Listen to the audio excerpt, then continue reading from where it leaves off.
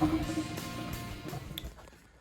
guys, welcome back to another video. As you can see in the title, it's not a good outcome for this video. So what we've done is we've actually been winding the engine over, doing testing with Mike here last weekend I think it was, and we noticed when you wind it over it's got a bit of a skip in it, like it's not just a steady wind over. So Mike reckons it sounded like it had a cylinder low compression.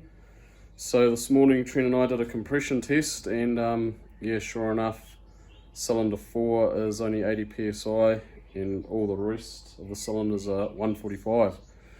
So going on that, I messaged Mike and he said to come and grab his cylinder leakage test, which I'm going to do now. So pretty much I've got to pull the rocker covers off here, and then I've got his leakage tester that he's let me borrow. We'll chuck it in cylinder 4 and we'll put cylinder 4 at top dead center, and to be able to tell that, that's I've got to take the covers off and make sure the cams are not touching the valves, and yes, and also the pistons right at the top. So yeah, that's pretty much the easiest way to do it, and then yeah, I'll just wind it over by hand. And yeah, we'll try and figure out if it's a valve seating issue or we've got a piston ring issue. So pretty much if we get leakage out the exhaust or the intake manifold, that means it's going to be a valve. Hopefully not bent or anything, but that is what it is now. Or otherwise, if it goes passes the piston and rings and ends up in the sump, it'll come back up through the head. So yeah, that's just pinpointing where the damage is pretty much. And yeah, hope you enjoy the video, and make sure you like and subscribe, comment. Yeah, it's a bit guttering, we're all gutted about this, like far out, so all this time and effort, and we've come down to this, so here we are. So yeah, I've just pulled all the bolts out of this intake side. So we'll just pop that cover off, and then see the cam lobes for that cylinder will need to be horizontal. So the point of the lobe is facing down would be valves fully open. So we want the valves closed and the piston right at the top. So yeah, I'll pull off this exhaust side and we'll get set up for this test. Rightio, so I've got those rocker covers off. So pretty much these 2 exhaust cams, 2 intake cams, almost looks like it might be at top dead center, but I will double check. And let's get the spark plug out, and then we can get it set up with our gauge and hook it up to the compressed air, and we'll be good. Look at those cams.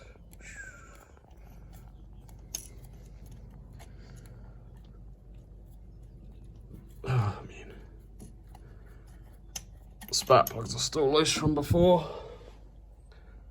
Right, so I'll double check to make sure it's top dead center, and we'll hook up our compressor with our gauge and go from there. So you can see I got my 27mm socket, my strong bar on the end of there, ratchet, and I'll wind it over until we're dead on top, dead center, and then we can put our machine, little test kit on, put some air in it, see where we're leaking.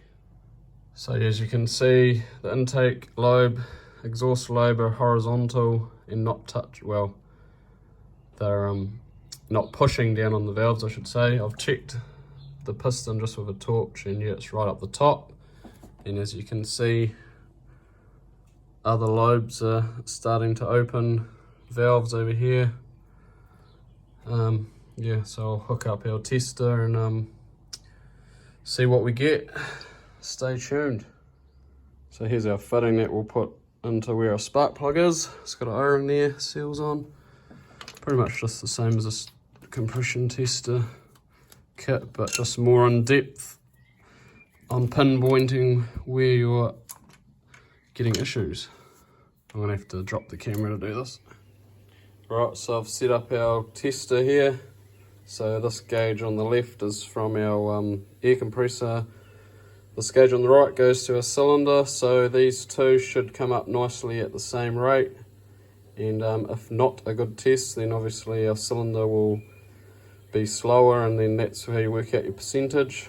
So yeah, I've double checked the top dead center too, and then I've put these covers back on, because if it passes the rings, then it'll come out these breather holes. So let's see what happens.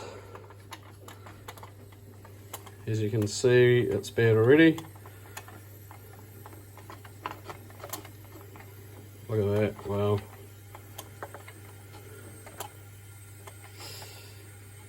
So yeah, that's... I can hear it, sounds like it's coming out of here, so we'll come down to the exhaust. I don't know if you can hear that, but yeah, it's definitely coming out of the exhaust, so that's our exhaust valves probably bent. Just turn the compressor off, but yeah, that's pretty bad. Can hear it coming out down under the exhaust here. Oh well, pull the engine out. I need a beer. Alright, where's my beer? Here we go.